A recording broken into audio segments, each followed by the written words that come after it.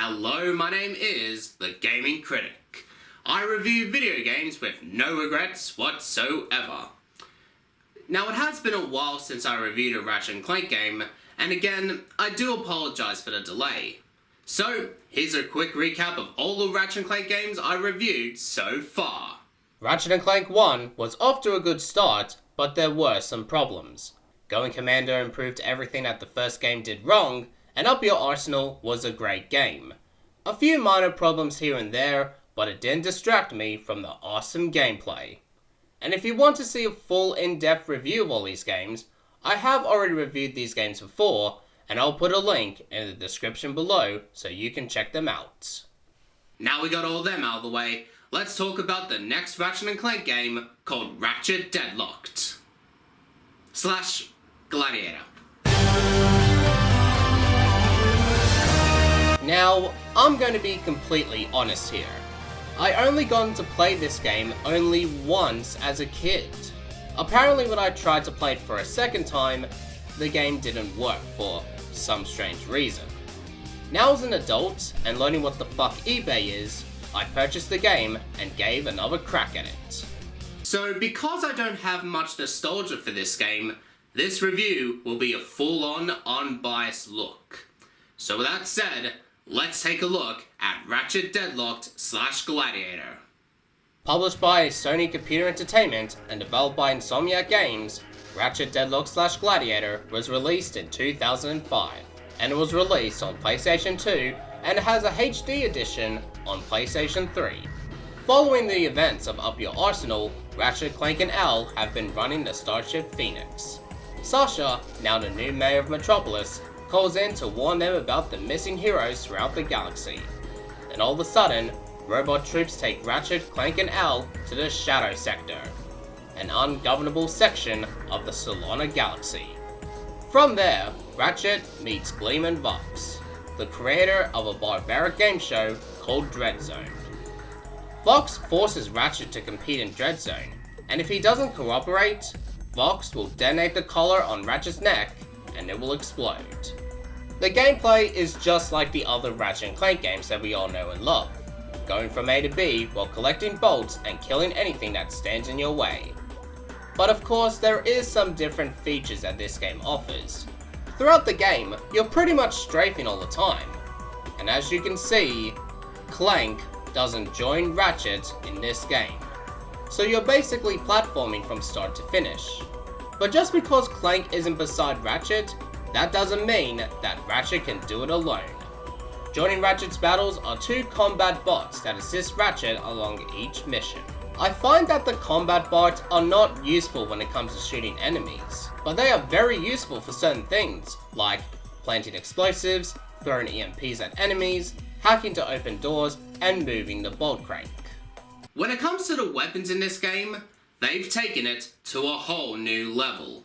On your first playthrough, you can level up your weapons to level 10.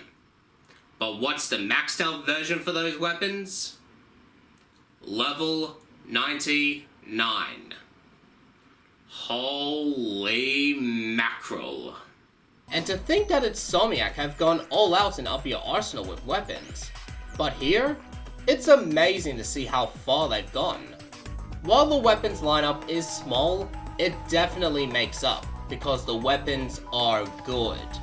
You have weapons like the Magma Cannon, the Arbiter, the Dual Vipers, and the Hunter Mine Launcher. You can also put mods into your weapons to make them more powerful.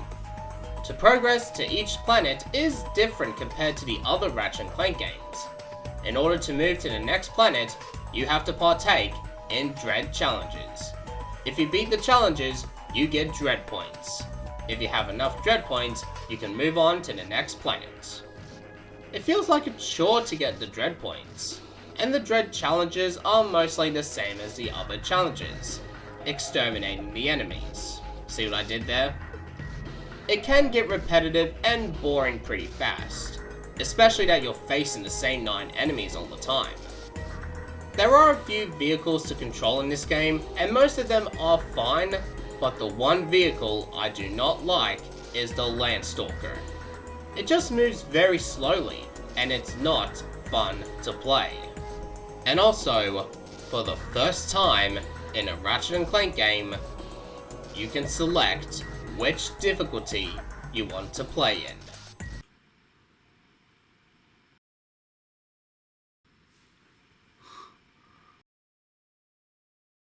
Finally, a difficulty that describes my social life. Hello, is it me you're looking for? I can see it in your eyes. The soundtrack is just awesome as always when it comes to Ratchet & Clank. Listening to Deadlocked/Gladiator's music while killing enemies just feels awesome, and it makes you feel like a badass while doing so. You can also check out the leaderboard so you can see if you're on top of the list. It's a nice touch to add, I must say. And also, for the first time, you can play the whole campaign in co-op mode. And playing this game with a friend is awesome. The comedy is just pure gold. What I really like about it is seeing Dallas and Juanita talking about how Ratchet is a bad guy when he's totally not, and delivering lines that just makes me want to laugh out loud. Oh no! This could mean disaster for Team Darkster! I put 500 volts on this match! Dallas, our lives hang in the balance, and you are gambling? Oh, don't pretend like you care! You never cared! Oh, there we go! I popped a blood vessel again! Oh! Alright, can somebody get me a tissue? Although, sometimes they just repeat certain lines over and over again. You know, sometimes I think I should have taken that job on Annihilation Nation. They've got a great dental plan.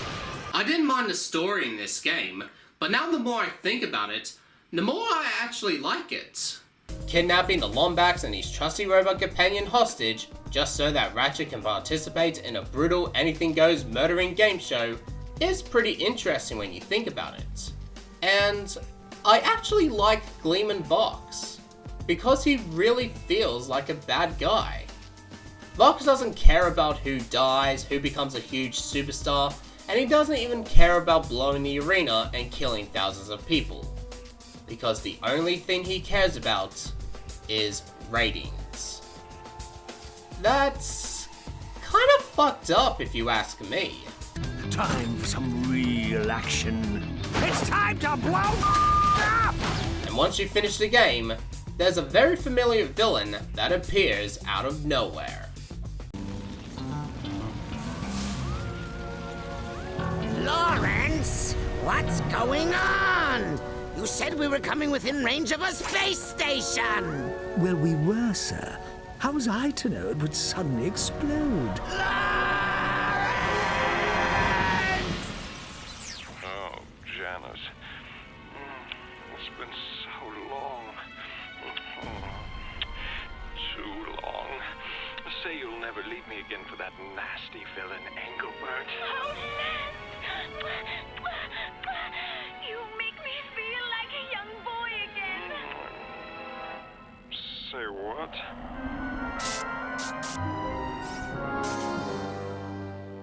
To be honest, I wasn't expecting anything too much from this game, but now after I've played it, I feel that this is a very underrated video game. If you haven't played Deadlocked/Gladiator yet, then by all means, give this game a try, and you'll be surprised how good this game really is. But whatever you do, do not play it on the PlayStation 3. It's definitely one of the Ratchet & Clank games you should try out. The gameplay, the soundtrack, the story, and the weapons you get to use really makes this game enjoyable. Ratchet Deadlocked/Gladiator gets 8 out of 10. Okay, now to activate your speech function. Me out of this thing, you blarg-headed frack monkey! I can barely breathe and my tail feels like it's shoved right up my... There seems to be a problem with the speech circuitry. I'll take a look at it later. The next game I'm going to review is a wrestling game that was released a while ago, and it already has potential to be the best wrestling game in a long time. Join me next time as we take a look at WWE 2K18. Thank you for watching this review, and if you enjoyed it, make sure to leave a like, share the video, and subscribe today. My name's the Gaming Critic, telling you to keep calm and keep playing video games.